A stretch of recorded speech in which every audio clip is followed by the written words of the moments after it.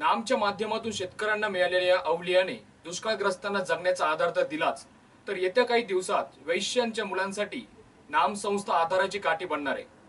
पुण्यातील अच्युत गोडबोले यांच्या पुस्तक प्रकाशनाच्या वेळी नाना पाटेकर बोलत होते. नामच्या माध्यमातून काम करत असताना सगळी माणसं पाहताना सगळी दुःख आणि त्यांची व्याख्या बदलली. स्वातंत्र्यानंतर गेल्या 67-68 वर्षात आम्ही त्यांना पाणी आणि वीज देऊ शकत नाहीत. या दोन गोष्टी दिल्यानंतर दुष्काळग्रस्तांना काहीच नकोय. मराठवाडा आणि विदर्भाची अवस्था पाहताना आता वेगळं रडावं लागतं. आत्ताचा काळ महत्वाचा. नामला लोकांनी 30 कोटींची मदत केली, अजूनही मदत येईल, पण राज्यकर्त्यांनी 67 वर्षात काय केलं या कामासाठी कोणताही पुरस्कार नकोय. 365 किलोमीटर खोदायला 5 कोटी गेले. सरकारनं हेच काम केलं असतं तर 130 किंवा 140 कोटी गेले असते आणि 3 वर्षही लागली असती.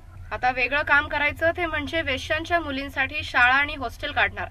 त्यासाठी पुण्यात जागाही मिळाली आहे, असं प्रतिपादन नाना पाटेकर यांनी केलं.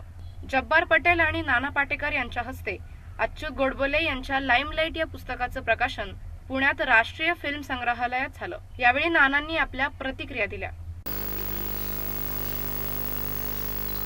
ते सगळे अनुभव कागदापुरते मर्यादित राहत नाहीत आणि संपल्यानंतर ठेवल्यानंतर ते संपत नाहीत आणि म्हणून त्याची पुस्तकंही जास्त वाचली जातात. कारण काहीतरी न संपणारं त्याच्यामध्ये आहे आणि म्हणून तो एकामागोमाग एक काहीतरी लिहू शकतो, कुठले तरी विषय हाताळू शकतो. त्याला ती गोष्ट कुठली तरी त्रास देत राहते. लिहिणं, मग गाणं, अभिनय,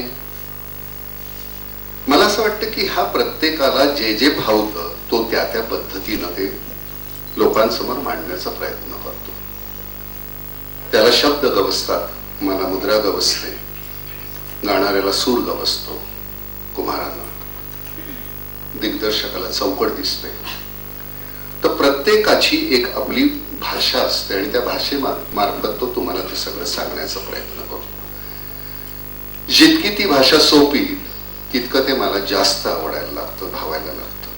पुणे मेट्रोसाठी प्रतिनिधी रोहन गवळी, ब्युरो रिपोर्ट, पुणे मेट्रो.